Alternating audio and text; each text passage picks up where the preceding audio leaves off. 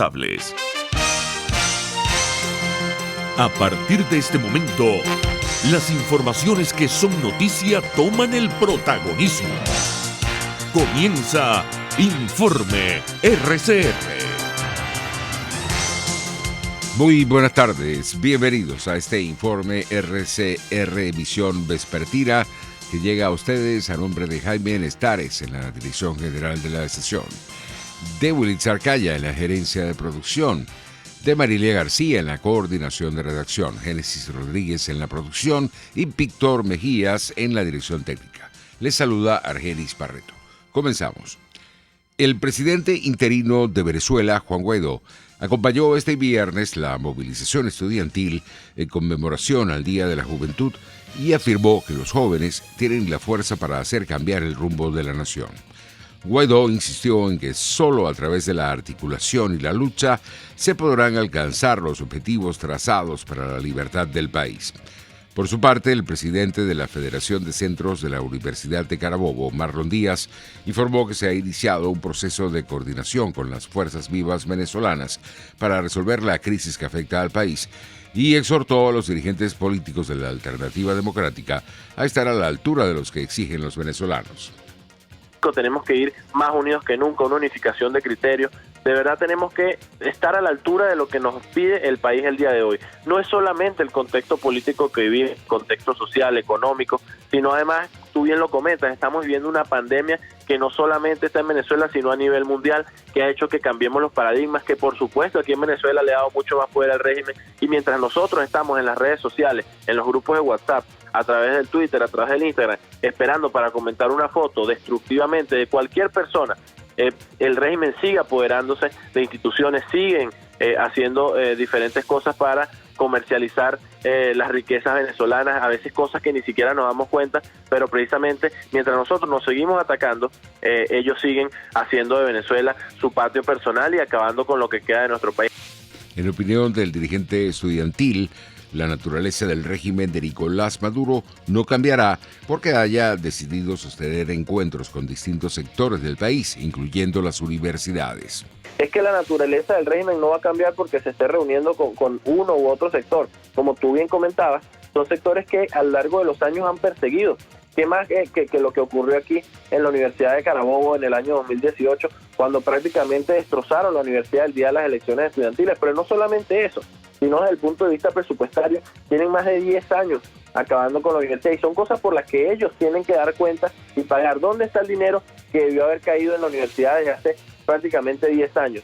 ¿Dónde está el dinero que tiene que haber sido para invertirlo en el sector productivo del país de hace mucho tiempo? Entonces ahora que se quieran vender para darle soluciones a estos sectores, es que lamentablemente ellos no tienen cómo gobernar el país y cómo darle soluciones a estos sectores. Sencillamente lo que están haciendo es poniendo a pagar a la gente sobre algunos servicios que antes no pagábamos. El mejor ejemplo es el de la gasolina. Por su parte, la presidenta de la Federación de Centros de la Universidad del Zulia, Jaisel Pérez, indica que es indigna la actitud de algunos sectores universitarios que han decidido establecer un diálogo o acercamiento con el chavismo. Y es que hoy pretenden hacerle a las universidades venezolanas venir a traerle una silla de ruedas después que por años fueron cortándole partes del cuerpo, y hoy que no puede caminar simplemente traen una silla de ruedas para que puedan dar. En el caso de la Universidad del Zulia nosotros sí estamos bastante claros. Fíjate que ahora quieren champucear o maquillar un poco lo que vendría siendo la universidad, creyendo ellos que cortando la maleza o echando una pinturita en la entrada van a poder arreglar los problemas de la universidad. Y es que eso puede ser un problema de forma, sin duda alguna, pero eso no es el problema de fondo. El problema de fondo es que hoy las universidades no tienen presupuesto para dotar los laboratorios, que hoy las universidades no tienen presupuesto para hacer estudios de investigación, hoy las universidades no tienen extensión, las universidades de toda Venezuela se han quedado sin laboratorios. En otras noticias, Enrique López Loyo, presidente de la Academia Nacional de Medicina, celebró el acercamiento entre los distintos actores políticos del país para lograr que Venezuela acceda al Fondo Global de Vacunas COVAX para combatir la pandemia de COVID-19. Desde hace 2 semanas venimos conversando sobre esta necesidad nacional de que exista un acuerdo político para poder lograr la cobertura de vacunación para toda Venezuela, en el cual aquí vemos la Asamblea del 2015 se une a las autoridades actuales para establecer unas pautas de cooperación conjunta y lograr este mecanismo de vacunación, lo cual es lo que hemos mencionado en cada uno de nuestros boletines en las últimas semanas. La vemos con mucho optimismo y es un mecanismo que debe activarse de manera importante en el país, generando una confianza para que los venezolanos tengan una cobertura de vacunas. Hemos preconizado el uso de estos mecanismos de cooperación y además hemos puesto a la orden nuestra academia, nuestros especialistas, para que podamos juntos llevar adelante este programa. En otras informaciones tenemos que la relatora especial de Naciones Unidas sobre el impacto negativo de las medidas coercitivas, Alena Tujan, advirtió sobre el efecto que han tenido las sanciones sobre los derechos sociales en Venezuela y la población en general durante una rueda de prensa ofrecida antes de culminar su visita en el país. En materia internacional, el candidato conservador ecuatoriano Guillermo Lasso aceptó este viernes la petición de su rival, el aspirante indígena a la presidencia Yacu Pérez, para realizar un nuevo escrutinio de las elecciones del domingo pasado dentro del marco de la ley con el fin de transparentar la democracia. Por su parte, Yacu Pérez presentó este jueves a la Fiscalía una denuncia por presunto fraude en su contra en los comicios electorales del pasado domingo, donde el escrutinio parcial lo ubica en una reñida disputa por el segundo lugar con el aspirante de la centroderecha Guillermo Lasso. Desde el máximo ente comicial, antes de partir al Ministerio Público, el dirigente indígena pidió una auditoría forense del sistema electoral utilizado en el proceso del pasado domingo. Entonces pedimos que se haga una auditoría técnico forense electoral al paquete electoral que contienen estos documentos. Asimismo, se haga una auditoría a todo el sistema informático que tiene el Consejo Nacional Electoral.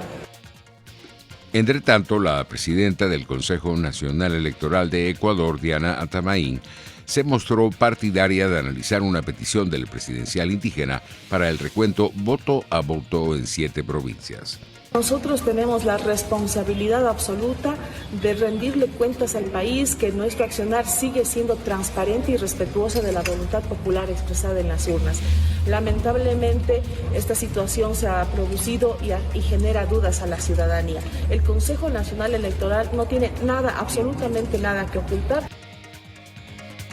En Estados Unidos, la defensa del expresidente Donald Trump abrió este viernes su alegato en el juicio político contra el exmandatario, pidiendo al Senado que rechace la acusación hecha por los demócratas por ser una venganza política y por ser descaradamente inconstitucional. Los cargos del juicio político que están hoy ante el Senado son un acto de venganza política y son descaradamente inconstitucionales, afirmó el abogado Michael Balderden. Entre tanto, un equipo internacional de científicos detectó una nueva variante del coronavirus SARS-CoV-2 en el sur de California, en Estados Unidos, y comprobó que el 44% de las muestras que se corrigieron y estudiaron en el pasado mes de enero correspondían a esa variante. Los resultados de su investigación aparecen hoy publicados en las revistas Journal of the American Medical Association, donde los investigadores comprobaron que las nuevas llegan a convertirse en predominantes a través de un proceso de selección evolutiva que no se conoce bien. En Chile, durante las primeras horas de este viernes, el presidente Sebastián Piñera recibió la primera dosis de la vacuna contra el coronavirus elaborada por el laboratorio chino Sinovac. En estos momentos, el país suramericano ya ha inoculado en una semana a más de 1.5 millones de personas con al menos una dosis y se coloca a la cabeza de la región. En la Argentina, el presidente Alberto Fernández celebró la decisión de suspender las clases presenciales durante el inicio de la pandemia y explicó que comenzará una etapa de asistencia cuidada en el marco del Consejo Federal de Educación.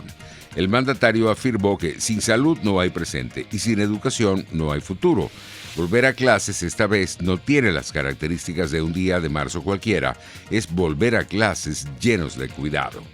En otras noticias, la Comunidad de Madrid confirmó hoy 2 casos de una nueva variante de cepa brasileña más contagiosa de 2 ciudadanos que entraron a España desde Brasil por el aeropuerto Adolfo Suárez Madrid-Barajas. Además, el viceconsejero de Salud Pública y Plan COVID-19 de la Comunidad de Madrid, Antonio Zapatero, advirtió que la variante británica tiene una presencia creciente en la capital española, con una media del 25% en los hospitales madrileños, aunque en algunos, como el de la Princesa, llega al 30%. Por eso aprovecho para insistir en la petición que esta semana ha trasladado el consejero de Sanidad, el doctor Enrique Ruiz Escudero, a la ministra de Sanidad sobre la necesidad de establecer cuarentenas obligatorias a los nacionales españoles o residentes en España que lleguen a nuestro país procedentes de Brasil o Sudáfrica. Esto nos parece que es un tema tremendamente serio. Es absolutamente vital para contribuir al control del virus. Si tomamos medidas internas, pero el virus sigue llegando desde fuera, y además con estas cepas, poco podemos hacer. En otras noticias, el principal crítico ruso del Kremlin, Alexei Navalny, regresó a la corte este viernes por supuestamente difamar a un veterano de la Segunda Guerra Mundial, luego de que se le ordenara ir a prisión en otro caso que provocó indignación mundial por las protestas masivas en su país. La audiencia se produjo poco más de una semana después de que el líder de la oposición de 44 años, una espina persistente en la carne del presidente Vladimir Putin, fuera condenado a 3 años de cárcel. El activista anticorrupción apareció en una jaula de vidrio para los acusados en el Tribunal Distrito Babushinsky de Moscú, con su sudadera azul con capucho, así lo informaron fuentes de AFP. En materia económica, la economía británica se contrajo a un ritmo récord de 9.9% en 2020 debido a la pandemia del COVID-19 que paralizó sectores enteros de actividad durante meses, indicó este viernes la Oficina de Estadísticas. En el cuarto trimestre, el Producto Interno Bruto de Reino Unido creció 1.0%. No obstante, durante todo el año pasado se contrajo un 9.9%, lo que marca la mayor caída del Producto Interno Bruto registrada en el país. Los precios internacionales del petróleo recuperan terreno en horas de la tarde y el WTI se acercaba a la barrera de los $60 el barril. En materia deportiva, el Open de Australia no permitirá la entrada de público a partir de este sábado, después de que el primer ministro del estado de Victoria, Daniel Andrews, decretara nuevas restricciones tras el nuevo brote de la cepa británica de COVID-19 encontrado en un hotel en Melbourne. El orden del juego proseguirá con su programación estipulada, como consecuencia de que las nuevas restricciones tan solo afectan la presencia de espectadores. Así estamos llegando al final de esta emisión vespertina. Esperamos que tengan un feliz fin de semana.